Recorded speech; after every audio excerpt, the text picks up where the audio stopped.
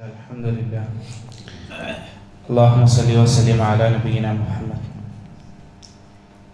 ഇമാം ഇബ്നു ഹജർ അൽ അസ്ഖലാനി റഹിമഹുള്ളയുടെ ബുലൂഗുൽ മറാമിലെ അവസാന ഭാഗത്തുള്ള കിതാബുൽ ജാമിഅയിലെ ബാബുൽ ബിർരി വസ്സില എന്ന ഭാഗത്തുള്ള ഹദീസുകളാണ് നാം വായിച്ചുകൊണ്ടിരിക്കുന്നത്. അടുത്തതായി അബ്ദുല്ലാഹി ഇബ്നു അംർ റളിയല്ലാഹു അൻഹു ഉദ്ധരിക്കുന്ന ഒരു ഹദീസാണ്. അനി നബിയ സല്ലല്ലാഹു അലൈഹി വസല്ലം ഖാൽ ദിദല്ലാഹി ഫീ ദിദൽ വാലിദൈൻ വസഖത്തുല്ലാഹി ഫീ സഖത്തിൽ വാലിദൈൻ. റസൂലുള്ളാഹി സല്ലല്ലാഹു അലൈഹി വസല്ലം പറഞ്ഞു, അല്ലാഹുവിൻ്റെ തൃപ്തി അത് മാതാപിതാക്കളുടെ തൃപ്തിയിലാണ്, അള്ളാഹുവിൻ്റെ കോപം അത് മാതാപിതാക്കളുടെ കോപത്തിലാണ് എന്നാണ് പറഞ്ഞിട്ടുള്ളത്. കഴിഞ്ഞ കുറേ ഹദീസുകൾ അത് മാതാപിതാക്കളുമായി ബന്ധപ്പെട്ട് നമ്മൾ പറഞ്ഞ ഹദീസുകളാണ്. നമ്മൾ വളരെയധികം ഗൗരവത്തിൽ കാണേണ്ട ഒരു വിഷയമാണ് ഈ ഒരു ഹദീസിലൂടെ പ്രവാചകൻ സല്ലല്ലാഹു അലൈഹി വസല്ലമ സൂചിപ്പിച്ചിട്ടുള്ളത്. അള്ളാഹുവിൻ്റെ തൃപ്തി നേടണമെങ്കിൽ അത് മാതാപിതാക്കളുടെ തൃപ്തിയിലൂടെ ആകണമെന്നാണ്. മാതാപിതാക്കൾക്ക് നമ്മെ തൃപ്തിയുണ്ടെങ്കിൽ അള്ളാഹു സുബ്ഹാനഹു തആലയും നമ്മെ തൃപ്തിപ്പെടുമെന്നാണ്. എന്നാൽ ആ മാതാപിതാക്കളുടെ കോപം നേടിയാൽ അത് അള്ളാഹുവിൻ്റെ കോപം നേടാനും കാരണമാകുമെന്നാണ്. അതിനാൽ വളരെയധികം ആ മാതാപിതാക്കളുടെ തൃപ്തി നേടാൻ നമ്മൾ പരമാവധി പരിശ്രമിക്കണം. പണ്ഡിതന്മാർ പറയുന്നതായി കാണാം, അത് പല വേള നമുക്ക് എങ്ങനെയെല്ലാം സാധിക്കുമോ അങ്ങനെയെല്ലാം നമ്മൾ നേടിയെടുക്കാൻ പരിശ്രമിക്കണം. ആ മാതാപിതാക്കളെ നല്ല വാക്കുകൾ കൊണ്ട്, അവരെ ചെറിയ ചെറിയ പ്രവർത്തനങ്ങൾ കൊണ്ട് അവരുടെ ആഗ്രഹങ്ങൾ സാധിച്ചു കൊടുത്ത് എങ്ങനെയെല്ലാം അവരുടെ ഇഷ്ടം നമുക്ക് കരസ്ഥമാക്കാൻ സാധിക്കുമോ ആ രീതിയിലെല്ലാം നമ്മൾ അവരുടെ ഇഷ്ടം കരസ്ഥമാക്കാൻ, തൃപ്തി കരസ്ഥമാക്കാൻ നമ്മൾ പരിശ്രമിക്കണമെന്നാണ്. ഉസാമത്ത് ഇബ്നു സെയ്ദ് റളിയല്ലാഹു അൻഹു അദ്ദേഹത്തിൻ്റെ ചരിത്രത്തിൽ കാണാം, മദീനയിലെ ഈത്തപ്പന മരങ്ങൾക്ക് വളരെയധികം വില കൂടിയൊരു സമയം, ഏകദേശം ഒരു മരത്തിന് 1000 ദീനാർ നൽകണം, അത്രയും വില പിടിച്ചൊരു സമയത്ത് അദ്ദേഹം ഈത്തപ്പന മരം മുറിക്കുന്നതായി ആളുകൾ കണ്ടു എന്നാണ്. ആ സമയത്ത് ആളുകൾ ചോദിക്കുന്നുണ്ട്, എന്തിനാണ് താങ്കൾ ഈ ഒരു സമയത്ത് അതിൻ്റെ അടിവേരോട് കൂടി പിഴുത് എന്തിനാണ് അത് മുറിക്കുന്നത് എന്ന്. അദ്ദേഹം പറയാണ്, എൻ്റെ ഉമ്മക്കൊരാഗ്രഹമുണ്ട്, ഈ ഈന്തപ്പന മരത്തിൻ്റെ അടിയിലെ കരിമ്പ് കഴിക്കണമെന്നൊരാഗ്രഹം ഉമ്മ ഇങ്ങനെ പറഞ്ഞിട്ടുണ്ടായിരുന്നു, അതുകൊണ്ടാണ് ഞാൻ ഇത് മുറിച്ചത് എന്നാണ്. എൻ്റെ ഉമ്മക്ക് ഇനി ആഗ്രഹം ഉണ്ടെങ്കിൽ ഞാൻ ഇനിയും മുറിച്ചെടുക്കുന്നതാണ്. അദ്ദേഹം ഒരിക്കലും അതിൻ്റെ വരെയല്ല ആഗ്രഹിച്ച അവിടെ മാതാപിതാക്കളുടെ തൃപ്തി, ആ മാതാവിൻ്റെ തൃപ്തിയാണ് അവിടെ ആഗ്രഹിച്ചത് എന്നാണ്. എങ്കിൽ അള്ളാഹുവിൻ്റെ തൃപ്തിയും നമുക്ക് ലഭിക്കും. ഇത്തരത്തിൽ മാതാപിതാക്കളെ എങ്ങനെയെല്ലാം നമുക്ക് സന്തോഷിപ്പിക്കാൻ സാധിക്കുമോ, അവരുടെ തൃപ്തി നേടിയെടുക്കാൻ സാധിക്കുമോ, ആ മാർഗങ്ങളെല്ലാം നമുക്ക് സ്വീകരിക്കാൻ സാധിക്കണം. എന്നാൽ ഇതെല്ലാ സമയത്തും ഇങ്ങനെ ആകണമെന്നില്ല. ഇന്ന് പ്രത്യേകിച്ച് ഇന്ന് സമൂഹത്തിലുള്ള മാതാപിതാക്കളുടെ ഒരു പ്രത്യേകത എന്ന് വെച്ചാൽ, പല ആളുകളും അവര് തങ്ങളുടെ മക്കൾ ഹറാമ് ചെയ്യുന്നതിനാണ് തൃപ്തിപ്പെടുന്നത്.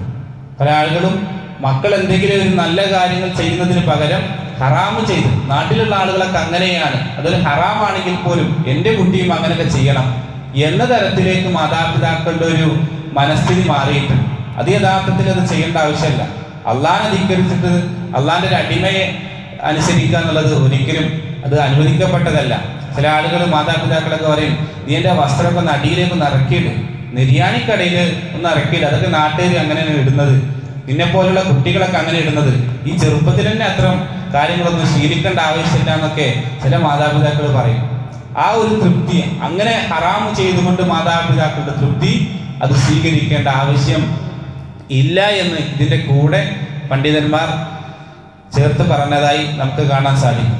അതുപോലെ തന്നെയാണ് മറ്റു ചില സന്ദർഭങ്ങളിൽ മാതാപിതാക്കൾക്ക് പ്രത്യേകിച്ചൊരു നേട്ടം ഉണ്ടാകില്ല, എന്നാൽ മക്കളെ ഒരു ഉപദ്രവിക്കുന്ന ഒരവസ്ഥയിലേക്ക് ചില മാതാപിതാക്കൾ ചില സമയത്ത് കാര്യങ്ങൾ പറയും.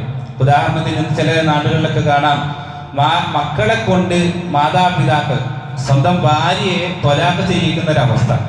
അതല്ലെങ്കിൽ മാതാപിതാക്കൾ പ്രത്യേകം പറയും ഇന്ന ഇന്ന മകളെ അല്ലെങ്കിൽ ഇന്ന ആളെ കല്യാണം കഴിക്കണം, അയാൾക്ക് താല്പര്യമൊന്നും ഉണ്ടാവില്ല. അതല്ലെങ്കിൽ മകൾക്കോ മകൻക്കോ തിരിച്ചങ്ങനെ താല്പര്യമൊന്നും ഉണ്ടാവില്ല. ഇങ്ങനെയുള്ള കാര്യങ്ങൾ പറയുമ്പോൾ അത് അവരനുസരിക്കണം.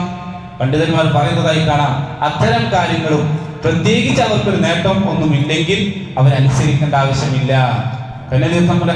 അല്ലാഹു സുബ്ഹാനഹു വ തആല പറഞ്ഞ ഹദീസ് നമ്മൾ വായിച്ചു, ശിർക്കിന്റെ വിഷയത്തിലല്ലാതെ ബാക്കി ഏതൊരു വിഷയത്തിലും നമ്മൾ അവരെ അനുസരിക്കണമെന്നാണ്.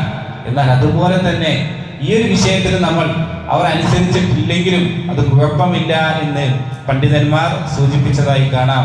ചില ആളുകൾക്ക് പ്രത്യേകമായിക്കൊണ്ട് ദീനിയായിക്കൊണ്ട് പഠിക്കാൻ ഇറങ്ങി പുറപ്പെട്ടാൽ ആളുകൾ പറയും അതൊന്നും പുറപ്പെടേണ്ട ആവശ്യമില്ല, അതൊന്നും പ്രത്യേകം പഠിക്കണ്ട, അതൊക്കെ ഇനിയും പഠിക്കാലോ എന്നൊക്കെ പറഞ്ഞ ദീനി പഠിക്കുന്ന മാർഗത്തിൽ നിന്ന് തെറ്റിക്കുന്ന മാതാപിതാക്കൾ അതൊരു ആവശ്യമൊന്നുമില്ല എന്ന് പറയുന്ന ഒരവസ്ഥ. യഥാർത്ഥത്തിൽ അത്തരം വിഷയങ്ങളൊന്നും പ്രത്യേകിച്ച് അവർക്കൊരു നേട്ടമില്ലെങ്കിൽ, ഒരുപക്ഷെ അവരുടെ അറിവിന്റെ കുറവായിരിക്കാം, എങ്കിൽ അത്തരം വിഷയങ്ങളിൽ അവരെ അനുസരിക്കുന്നതിൽ അനുസരണക്കേട് കാണിക്കുന്നതിൽ പ്രശ്നമില്ല എന്ന് പണ്ഡിതന്മാർ സൂചിപ്പിച്ചതായി കാണാൻ സാധിക്കും. അതുകൊണ്ട് അതല്ലാത്ത ഏതൊരു വിഷയങ്ങളും അവർക്ക് ഇഷ്ടമുള്ള വിഷയങ്ങളാണെങ്കിൽ അതെല്ലാം അവർ എന്തെല്ലാം പറഞ്ഞിട്ടുണ്ടോ അതെല്ലാം നമ്മൾ അവർക്ക് ചെയ്തു കൊടുക്കണം. അങ്ങനെയെല്ലാം അവരുടെ ആ ഒരു തൃപ്തി കരസ്ഥമാക്കാൻ നമ്മൾ പ്രത്യേകം പരിശ്രമിക്കണം. എങ്കിലേ അള്ളാഹുവിൻ്റെ തൃപ്തി നേടാൻ നമുക്ക് സാധിക്കുകയുള്ളൂ എന്നാണ്. മാത്രമല്ല ഈ ഒരു ഹദീസിൽ നിന്ന് നമുക്ക് അള്ളാഹുവിന് തൃപ്തിയുണ്ട്, അള്ളാഹു കോപിക്കും എന്നുള്ള വിഷയങ്ങൾ നമുക്ക് കിട്ടി. പല ആളുകൾ പറയും അള്ളാഹുക്ക് കോപമൊന്നുമില്ല, അള്ളാഹു സുബ്ഹാനഹു വ തആല ചിരിക്കുകയില്ല, അള്ളാഹു സുബ്ഹാനഹു വ തആല തൃപ്തി എന്നൊരു അങ്ങനൊരു അതൊക്കെ മനുഷ്യന്മാർക്ക് പറഞ്ഞതാണ്. അള്ളാഹുക്ക് അങ്ങനെ ഒരു വിശേഷണം പറയാൻ പാടില്ല എന്ന് പറയും. ഒരിക്കലും അങ്ങനെയല്ല. ധാരാളം ഹദീസുകൾ കാണാം അള്ളാഹു സുബ്ഹാനഹു വ തആല ചിരിച്ചു. പ്രവാചകൻ സല്ലല്ലാഹു അലൈഹി വസല്ലം ചില സഹാബികളോട് പറഞ്ഞതായി കാണാം, താങ്കളുടെ കഴിഞ്ഞ ദിവസത്തെ ഈ പ്രവർത്തനം അള്ളാഹുവിനെ ചിരിപ്പിച്ചിട്ടുണ്ട് എന്നുള്ള രീതിയിലെല്ലാം അള്ളാഹുവിനുള്ള ചില സിഫത്തുകൾ അത് പറഞ്ഞിട്ടുണ്ട്. പക്ഷെ അത് മനുഷ്യന്മാരുടെ പോലെയാണ് എന്ന് നമ്മൾ പറയാൻ പാടില്ല, അതിനെ വിശദീകരിക്കാൻ പാടില്ല. എങ്ങനെയാണോ പറഞ്ഞിട്ടുള്ളത് അത് അള്ളാഹു യോജിച്ച രൂപത്തിൽ ഉണ്ടായിട്ടുണ്ട്. അതങ്ങനെയാണ് നമ്മൾ അതിനെ മനസ്സിലാക്കേണ്ടത്. ഒരിക്കലും അതിനെ നിഷേധിക്കാനോ അതിനെ വ്യാഖ്യാനിക്കാനോ പാടില്ല. അള്ളാഹുവിനെ പരിശുദ്ധമാക്കപ്പെട്ട രൂപത്തിൽ അങ്ങനെ ആ കാര്യം ഉണ്ട് എന്ന കാര്യമാണ് നമ്മൾ ഈ ഒരു വിഷയത്തിൽ മനസ്സിലാക്കേണ്ടത്. അല്ലാഹു സുബ്ഹാനഹു വ തആല കാര്യങ്ങളെ കൃത്യമായി പഠിക്കുവാൻ നമുക്ക് ഏവർക്കും തൗഫീഖ് നൽകി അനുഗ്രഹിക്കുമാറാകട്ടെ. മാതാപിതാക്കളോട് ഏറ്റവും നല്ല രീതിയിൽ പ്രവർത്തിച്ചുകൊണ്ട് അവരെ തൃപ്തി കരസ്ഥമാക്കുന്ന വിശ്വാസികളിൽ നമ്മെ ഏവരെയും ഉൾപ്പെടുത്തി അനുഗ്രഹിക്കുമാറാകട്ടെ. സുബ്ഹാനകല്ലാഹുമ്മ വബിഹംദിക അഷ്ഹദു അൻ ലാ ഇലാഹ ഇല്ലാ അൻത അസ്തഗ്ഫിറുക വഅതൂബു ഇലൈക്. അസ്സലാമു അലൈക്കും വറഹ്മത്തുള്ളാഹി വബറകാതുഹു.